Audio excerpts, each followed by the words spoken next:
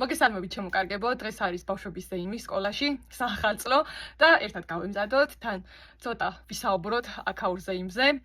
გაგიზიარებთ რა და როგორ ხდება მაგ გაკეთებული ვიდეოები წინა წლების თუმცა ეხლა უკვე შემიძლია კარგად შევადარო შარშანდელი ზეიმი როგორი სამზადის იყო საქართველოში და აქ კანადაში როგორ ემზადებიან და როგორ აღნიშნავენ რა თქმა უნდა შემდეგ ვიდეოებსაც შემოგთავაზებთ იქ რა სიტუაცია იქნება უკვე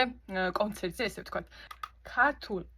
კონცერტებთან თუ ზეიმებთან თუ სახალწლო ფართისთან როგორც გვინდა ისე ვთქვა და დავარქვათ განსხვავებით რადიკალურად განსხვავებული სიტუაცია არის აქ კანადაში კერძოდ ბრიტიშ კოლუმბიაში სადაც საერთოდ არ გაგვიგია არაფერი მშობლებს ანუ ისე მოხდა მომზადება ამ კონცერტისთვის ისე მოამზადეს ეს რაღაც სიმღერა თითო სიმღერა იქნება სამივეს მიხელის კლასსაც დემეტრეს კლასსაც და ბარბარეს კლასსაც და ეხა უბრალოდ მივალთ სპორტულ დარბაზში იქნება ეს ღონისძიება და ყველა მშობლები იქნებიან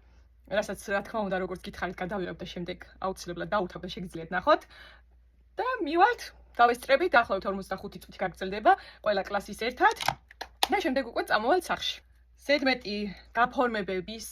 ფორმების მომზადებების გარეშე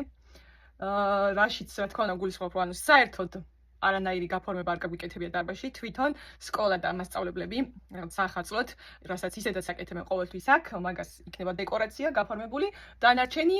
არც კი მივსვლარ და არც კი გვინახია რა ხდება უბრალოდ ვიცით სადაც და მივიდეთ ეს არის სპორტული დარბაზი რაც შეეხება ჩაცმულობას ბავშვების აქაც ძალიან უბრალოდ და სადად დემეტრეს მასწავლებელმა მოგწერა და დემეტრემაც რა თქმა უნდა გითხრა რომ ჭირდებოდა ქუდი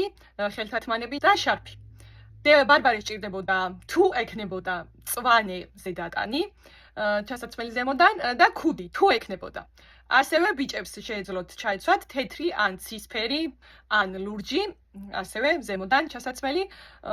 რა თქმა უნდა თუ ექნებოდა თუ არ ექნებოდა ამის გამო პირდაპირ მოგწერეს და ხაზი გაუსვეს რომ არ უნდა გვეყიდა და არ უნდა დაგვეხარჯა ზედმეტი დრო და ფული ჩემი აზრით და ჩემი გადმოსახედით რა თქმა უნდა გონია რომ ხანდახან ცოტა ზედმეტი მოგვდის ხოლმე ქართველებს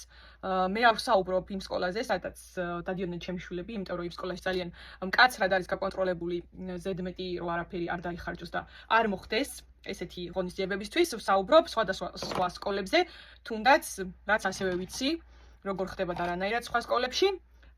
გონია რომ ცოტა ზედმეტად გვაქვს გაბუქებული